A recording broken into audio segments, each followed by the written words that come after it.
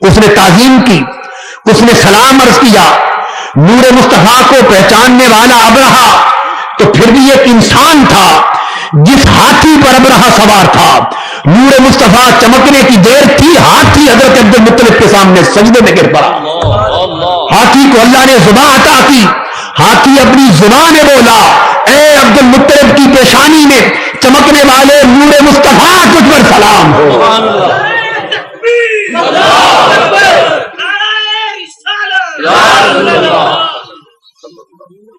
بس حضرت عبد المطلب سمجھ گئے اور لوگوں سے کہا واپس چلو، ہم اپنے اونٹ مانگتے ہیں، کعبے کی حفاظت کرنے والا آ گیا ہے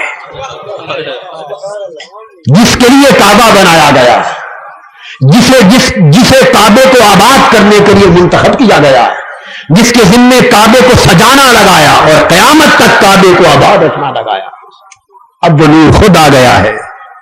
ابرہا ایک نہیں لاکھ بار حملہ کرتا پھرے، اب کعبے کو کوئی منہدم نہیں کر سکتا.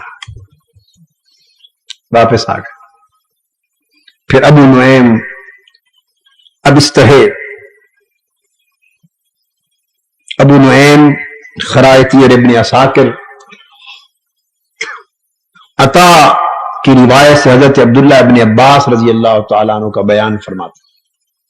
وہ روایت کرتے ہیں کہ حضرت عبد المطلب کے بعد جب وہ نور حضرت عبداللہ میں منتقل ہو گیا تو اسی طریق پر اب حضرت عبداللہ کی پیشانی میں چمکنے لگا.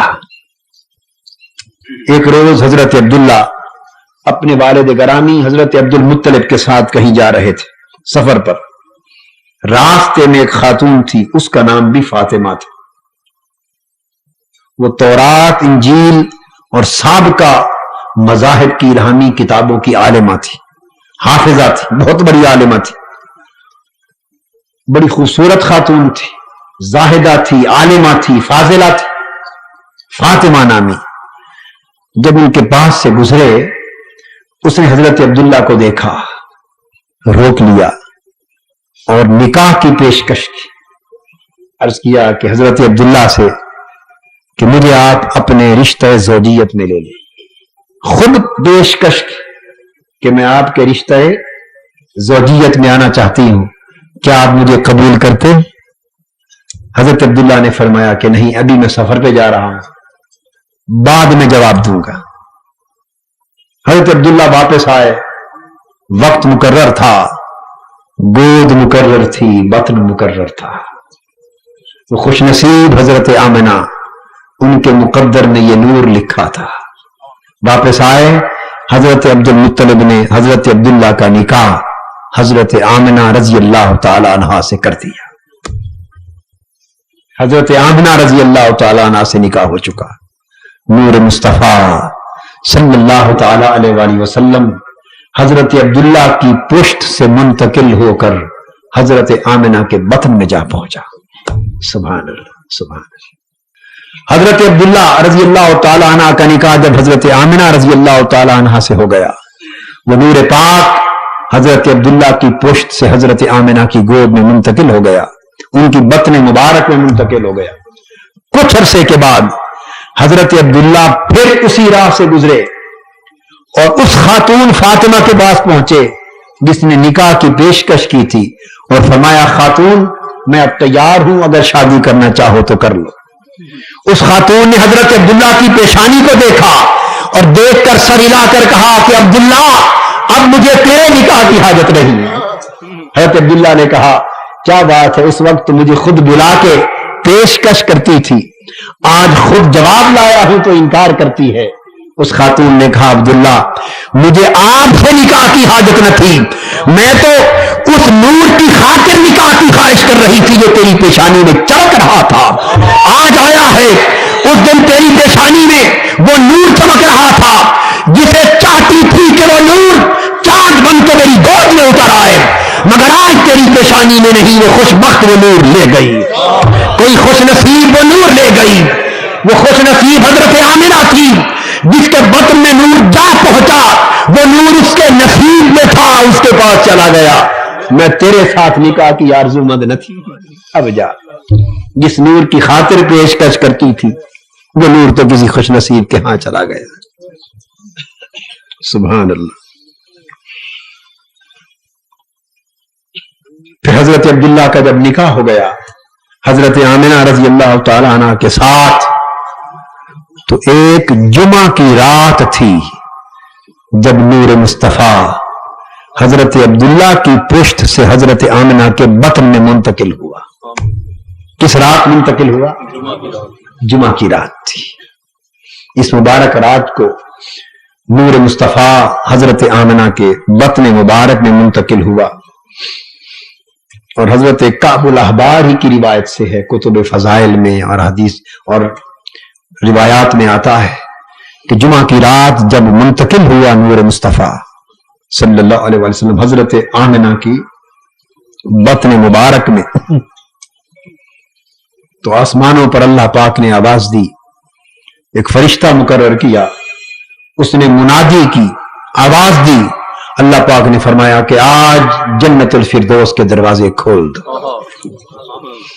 ادھر نور حضرت عبداللہ کی پشت سے حضرت آمنہ کے بطن مبارک میں منتقل ہوتا ہے. اللہ رب العزت کے حکم سے جنت الفردوس کے دروازے کھول دیے جاتے ہیں اور منادی پورے آسمانوں اور زمینوں کی کائنات میں ندا کرتا ہے، فرماتا ہے لوگوں آگاہ ہو جاؤ، وہ نور جو ایک محفوظ خزانہ تھا، وہ نور جو ایک مخفی خزانہ تھا، وہ نور جس نے پیکر مصطفیٰ بن کر متولد ہونا تھا، آج حضرت آمنہ کی گود میں منتقل ہو گیا. اور آواز آئی ہے حضرت آمنہ آپ کو مبارک ہو کہ آج آپ کا بطن نور مصطفیٰ کی امانت کا حامل بن گیا.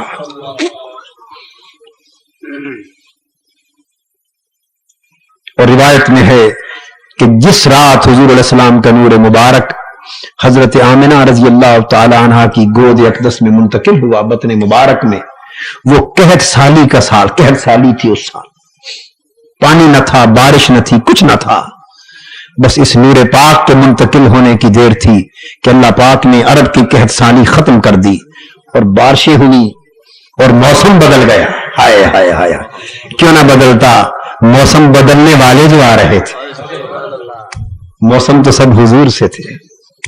موسم بدل گیا، قحط سالی، خشک سالی بدل گئی، فراخ سالی میں بدل گئی، پھل پھول ہوئے، سبزہ ہوا، اناج ہوا، رزق ہوا، فراوانی ہوئی، رزق فراواں ہوا.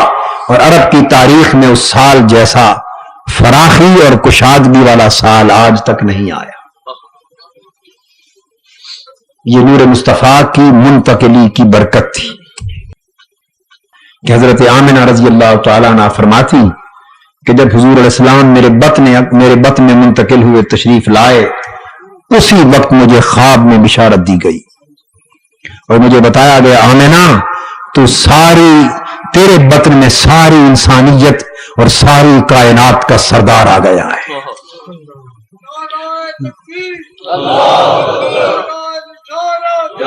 اور فرمایا گیا کہ جب یہ پیدا ہوں تو ان کا نام محمد رکھنا.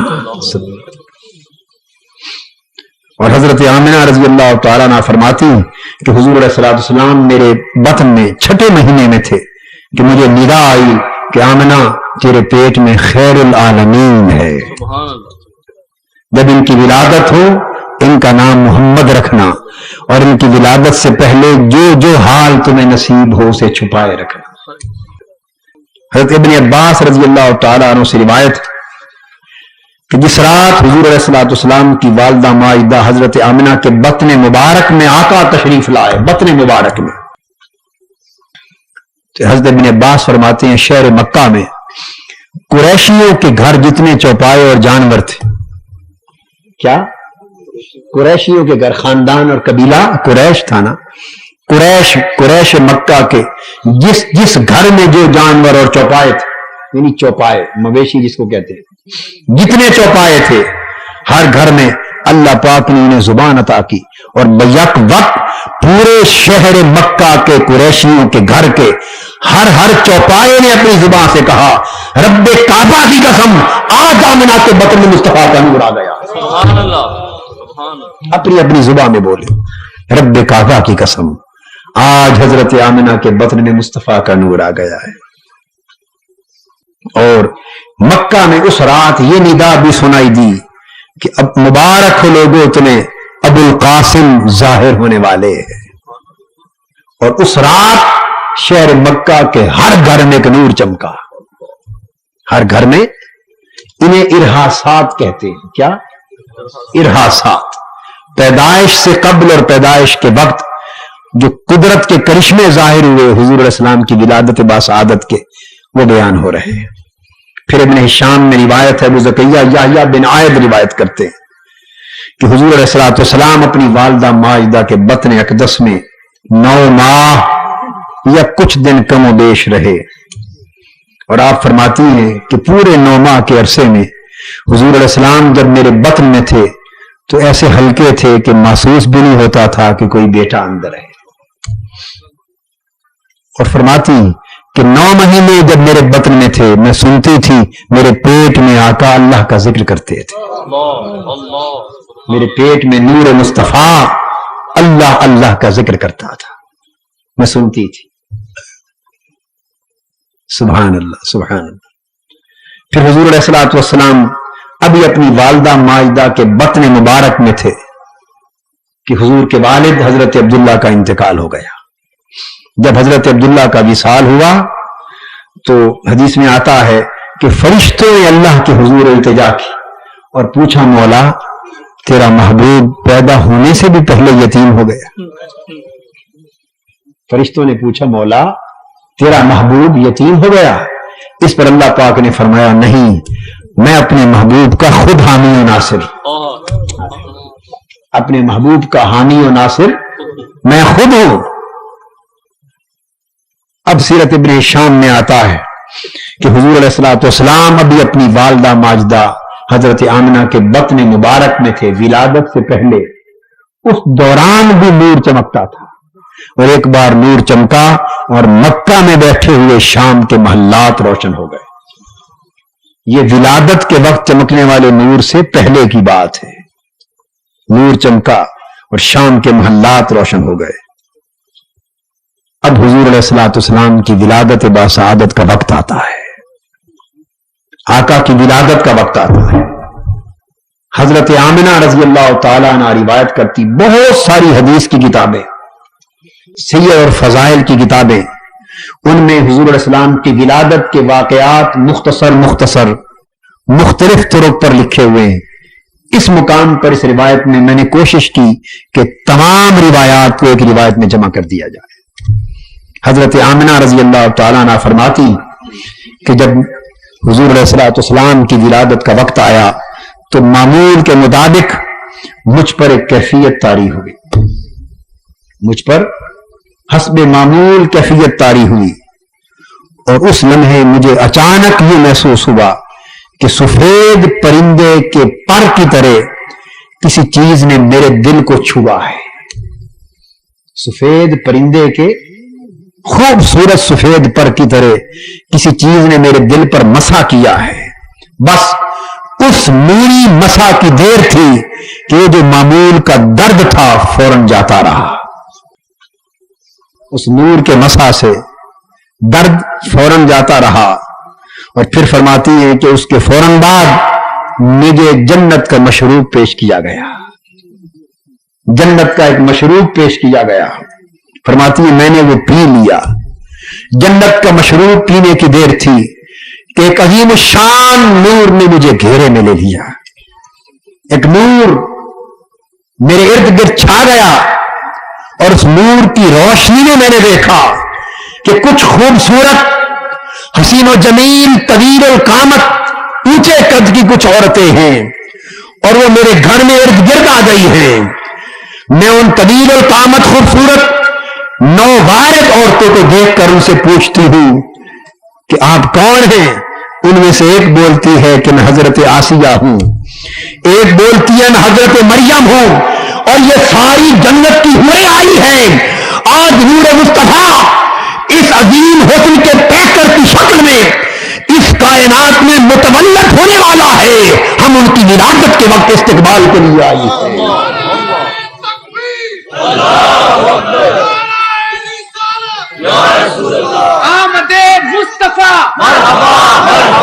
آمدے مصطفیٰ حضرت آمنہ فرماتی ہے پھر یکایک میں نے دیکھا اپنے ارد گرد گھیرا ڈالے ہوئے جنت کی حوروں کو، ان حوروں کے ہاتھ میں خوبصورت سفید سرہیاں تھیں، آسمان تک، زمین سے آسمان تک ایک روشنی تھی، ایک نور تھا، ایک اجالا تھا جو ساری اطراف کو، سمتوں کو، جہتوں کو اپنی لپیٹ میں لیے ہوئے تھا۔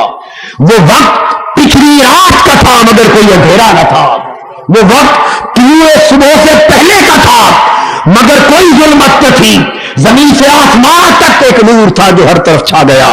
اس نور میں نے جنتی حوروں کو دیکھا، ان کے ہاتھ میں خوبصورت سرہیاں ہیں، وہ سرہیاں لے کر میرے سامنے کھڑی ہیں اور وہ چاندی کی سرہیاں لگتی ہیں۔ اتنے میں نے پھر جنت سے چڑیوں کی طرح خوبصورت پرندوں کو آتے دیکھا۔ ارے جنت سے حوریں بھی آ گئی، جنت کے برتن بھی آ گئے، جنت کے فرشتے بھی آ گئی، مقدس صالحات کی روحیں بھی آ گئی۔ ایسے لگتا ہے کہ شاید وہ اللہ تبارک و تعالیٰ کی نورانی مخلوق، اس کے طبقات میں سے کوئی طبقہ نہ رہا ہوگا جس کے نمائندے اس رات ہمارے آقا کے استقبال کے لیے نہ آئے ہوں گے۔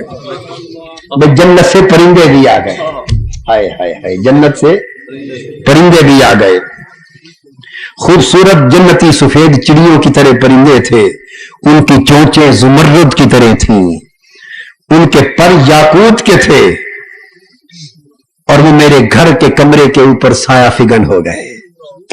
کیا سہانا سما ہوگا، سایہ فگن ہو گئے۔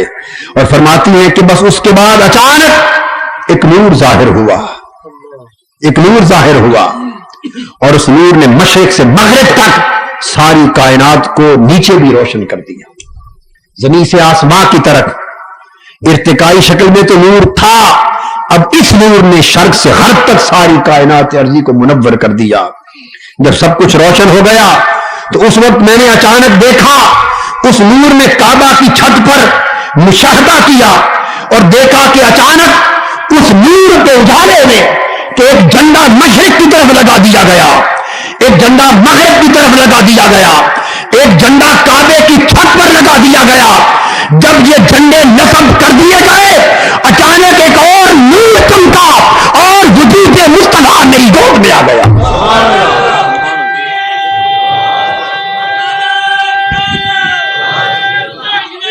اللہ اکبر۔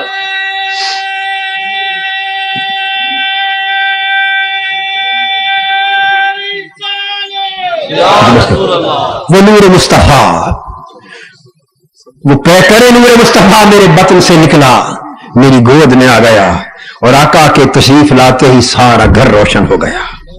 اور میں نے دیکھا آتے ہی کہ حضور مسکرا رہے ہیں، اور بچے پیدا ہوتے ہیں، روتے آتے ہیں، آقا دو جہاں تشریف لائے مسکراتے آئے، مسکرا رہے ہیں۔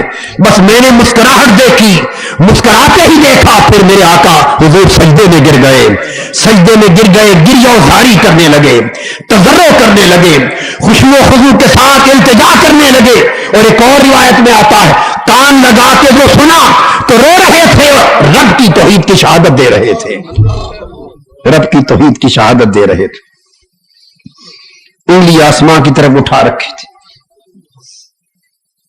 فرماتی ہیں اچانک پھر ایک آسمان سے بادل اترا، اس بادل نے حضور کو ڈھانپ لیا اور حضور علیہ السلام میری نظروں سے اوجھل ہو گئے، کچھ دیر اوجھل ہو گئے۔ جب اوجھل ہوئے تو اس دوران ایک آواز آئی کہ حضرت محمد صلی اللہ علیہ وسلم کو شرق سے غرب تک پھیراؤ تاکہ ساری کائنات اب اس پیکر حسن کو پہچان لے۔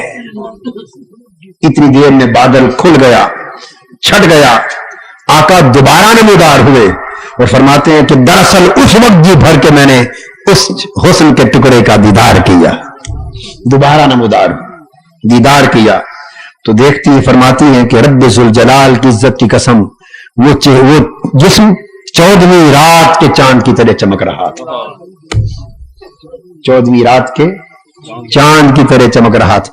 یہ تمثیل مجبوراً دینی پڑتی ہے، ہماری دنیا میں 14ویں رات کے چاند سے زیادہ چمکنے والی اور ٹھنڈی روشنی دینے والی خوبصورت شہد کوئی نہیں. ہم تمثیل دینے لگے تو اور کیا دیں. یہ ہماری مجبوری ہے. ہماری مجبوری ہے، حضور کی شان اس سے بالا ہے. سبحان اللہ سبحان اللہ. ہماری مجبوری ہے، حضور کی شان اس سے بالا ہے. 14ویں رات کا چاند کیا لگے اور حسن مصطفیٰ کی تمثیل کیا لگے. فرماتی ہے کہ 14ویں رات کے چاند کی طرح چمک رہا تھا اور جس میں اقدس سے کستوری کی خوشبو کے ہلے پھوٹ رہے تھے. اس وقت فرماتی ہے کہ 3 افراد پھر جنتی افراد غیب سے نمودار ہوئے. ان میں سے ایک کے ہاتھ میں چاندی کی سراہی تھی، ایک کے ہاتھ میں زمرد کا تشت تھا، ایک کے ہاتھ میں سفید ریشم کی چادر تھی. اس سراہی میں جنت کا پانی تھا. اس پانی سے میرے محبوب کو، آقا کو غسل دلایا گیا. غسل بھی دنیا کے پانی سے. سراہی میں جنت کا پانی آیا، اس سے لانے والے بھی فرشتے آئے. اس سراہی کے جنتی پانی سے غسل دیا گیا. پھر اس تشت میں ختم نبوت کی مہر تھی. ختم نبوت کی غسل دے کر آقا کے دونوں کندھوں کے شانوں کے درمیان ختم نبوت کی مہر لگا دی گئی اور پھر ریشم کے اس کپڑے میں لپیٹ کے سلا دیا گیا اسی چادر میں. اور آپ فرماتی ہیں حضرت آمنہ رضی اللہ تعالیٰ عنہ، میں نے دھیان سے دیکھا تو پیدائشی وقت سے سرما ڈالا ہوا تھا. اور حضور ناف بریدہ تھے، ناف مبارک کٹی ہوئی تھی، ختنہ شدہ تھے. کچھ بھی کرنے کی ضرورت نہ تھی. یہ تو مخلوق کے لیے سب کچھ کرنے آئے تھے، ان کے لیے کچھ کرنے کی ضرورت نہ تھی. آقا کی ولادت ہو گئی. سبحان اللہ. حضور علیہ السلام جب پیدا ہوئے فرماتے اس وقت بھی ایک نور نکلا اور میں نے اس نور میں پھر شام اور روم کے محلات چمکتے ہوئے دیکھے. حضرت آمنہ فرماتی ہیں رضی اللہ تعالی عنہا کہ جب آقا میرے ہاتھوں پر آئے تو اس وقت وہ آواز آئی جس کا ذکر میں نے پہلے کیا کہ مشرق و مغرب تک درمیان میں روشنی کے وقت آواز آئی کہ اس کو شرق سے غرب اور زمین و آسمان کی فضاؤں میں پھراؤ. حضرت عثمان بن ابی العاص اپنی والدہ ام عثمان رضی اللہ تعالی عنہ سے روایت کرتے ہیں، حضرت فاطمہ بنت عبداللہ سے روایت کرتے ہیں.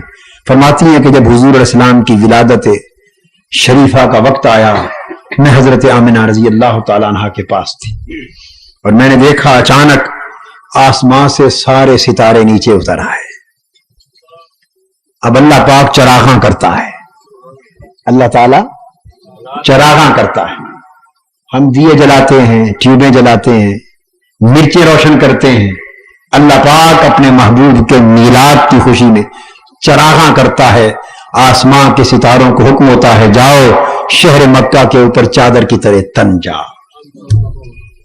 فرماتی ہے ستارے نیچے اتر آئے، اتنے قریب آ گئے گھر کی چھت کے، اتنے قریب آ گئے کہ ہمیں خطرہ محسوس ہوا کہ کہیں ہمارے اوپر نہ گر پڑے.